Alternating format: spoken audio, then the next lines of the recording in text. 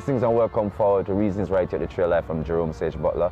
Thanking you for subscribing on Sealer Media on YouTube, following us on Facebook and also on IG. Or you can follow me, Jerome Sage Butler, on IG and also on Facebook, all right? Or you can check out some of the radio blogs at NITESAGE, that's a Night Sage, right? For some additional information with some good Jamaican music, right? In the mix. My current topic is about judgments, reducing the judgmental mentality. Because we're reasoning of the last topic I was talking about, and the whole issue of judgmentality come in. I love that word, judgmentality. Being grossly judgmental. Why it even came up was because I was saying the ancestors had revealed through the grace of God that because there's so much consciousness pervading amongst black people, or let's use it to the wider context, amongst all peoples. If one is to base their life solely upon their consciousness, not upon what the consciousness is engendering in you, that are the highest good that the consciousness suggests in you.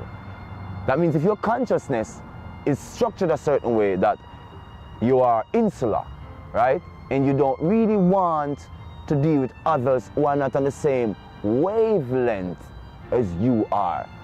And that is becoming the trend in the African communities, in the global communities. So even people who have the same ethnicity,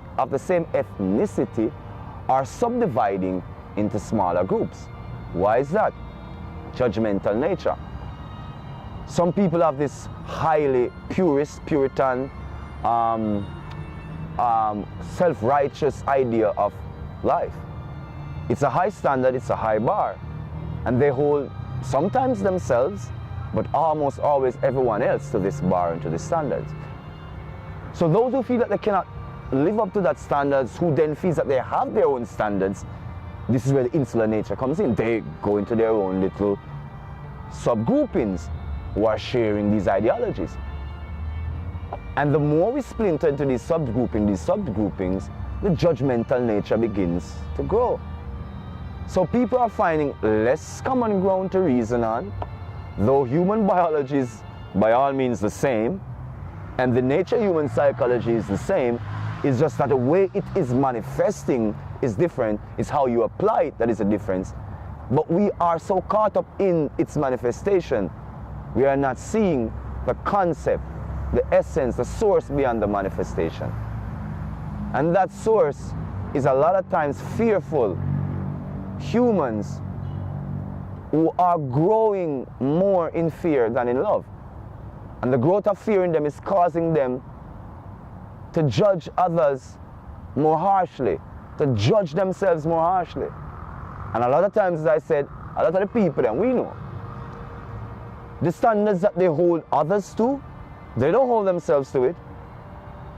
Because the perpetuity of human existence is wrought with this fallibility. We're not infallible creatures. So we are not wholesome in all that we postulate, nor all that we project. So why is it we hold so strongly to our own opinions and find it hard to allow the opinions of others? Why is it we hold so strong to our own judgments, holding others up to these high standards, and then when it relates to us, we say, well, we are the ones that have these ideals. We can at any point shift into the highest point or the highest standards of our own ideals because they're our ideals. But how is it that they are our ideals, but we are not living up to them, but we are expecting others to live up to them? So this is for the judgmental nature. Notice how I started out? Highly ambiguous, with all those ambiguous terminology. I love to do that. It's part of my own persona, so it's not deliberate. It's just natural to me. And then I come into a more simplified, straightforward reasoning about what I'm saying. You dig? So, this judgmental nature in human beings, right? It's making humans feel that there's almost always something wrong with the other person. You feeling me now? And almost never feels that there's anything wrong with themselves. How are you doing it wrong? Where did you learn to do that? You can't take a corner properly? You can't park properly? You can't carry a bag from the store? You can't lift a simple thing? You can't put a thing in a simple place? These judgmental natures. Assuming oneself to be the empirical master, to be the absolute master, to judge others but not living up to it. Driven by fear. Inadequacies at some points too.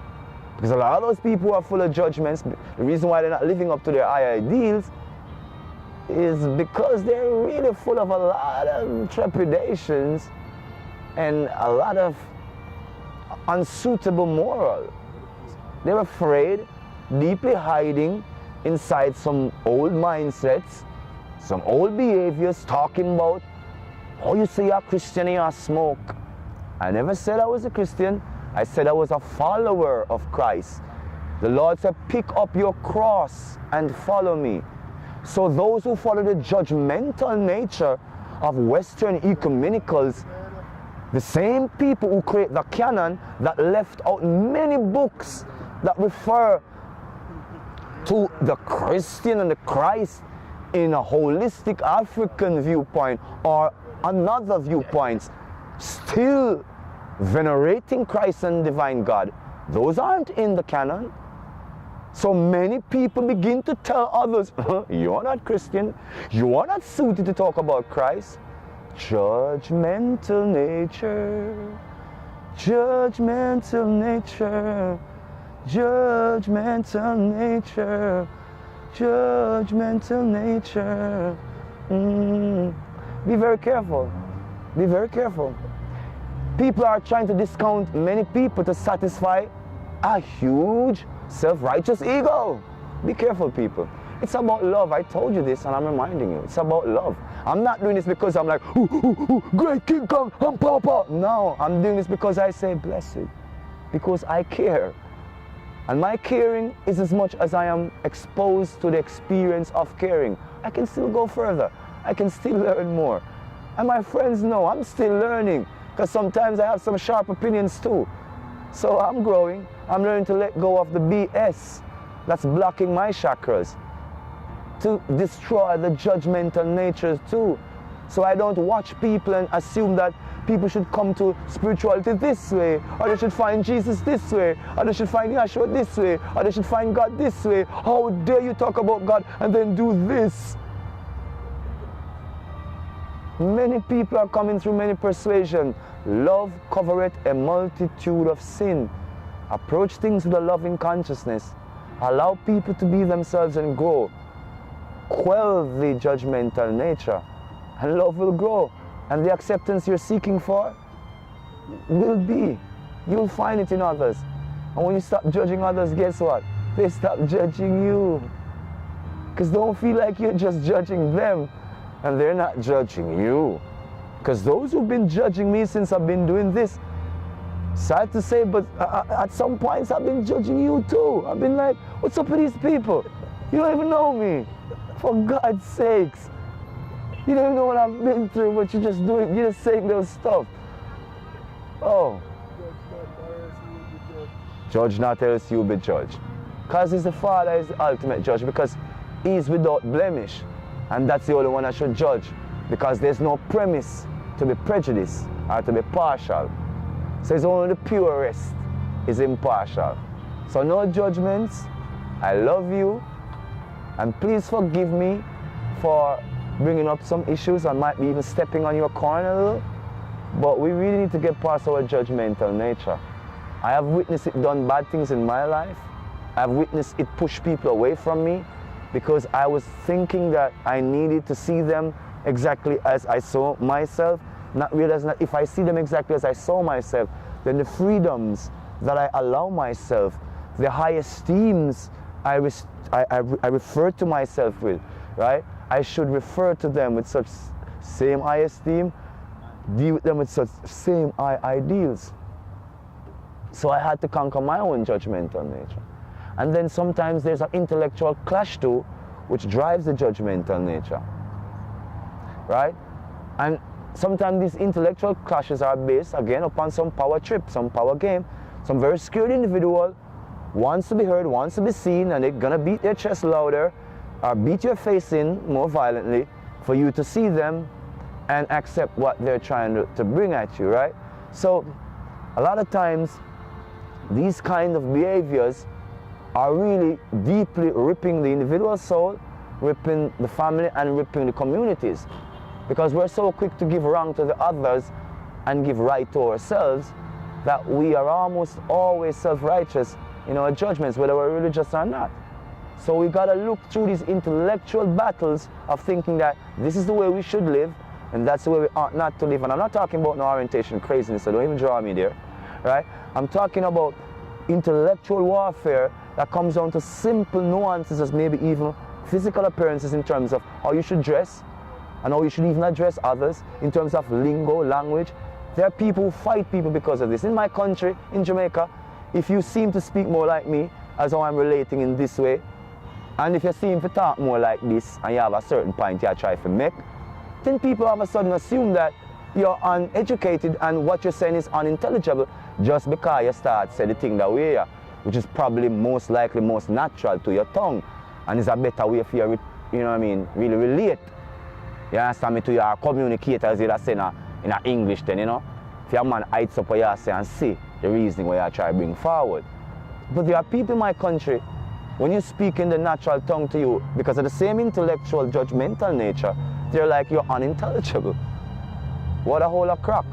I'm happy for the progressive intellects who are recognizing standard Jamaican English, aka Patois, as admissible in the examination and in the coursework of the students, right? And I'm happy for all who pioneered that. I'm happy for the Patois lexicon, and I'm happy for the Patois Bible, right? Back on the point of our judgmental natures, reduce them. It'll take some time. It'll take time. Let's admit, it'll take a little time. Life is in progress. Spirituality, journey. Love God for the awesome nature of the divine. Love yourself because that awesome nature is also in you and in everyone. So, if it is that you feel that person is seemingly more, cut it out. You are equal. The difference is how that being is manifesting that energy, that spirit, that godliness, that talent, and how you are. If you clear up your blockages, your fears, your inhibitions, likewise, you too will flow like the eternal, endless stream of goodness unto a loving, harmonious nature. Jerome Sage Butler, the Tree of Life, giving thanks to all the Tree of Life members them here with me today. For Raman, videographer, we give thanks to Heightsfield, we give thanks to Bob, for T Nitro, every time, and also for Lone Galawas. So blessings, love, and honor to you. Continue to be that awesome divine gift you are to yourself, to your community, to your nation, to your world. Love you.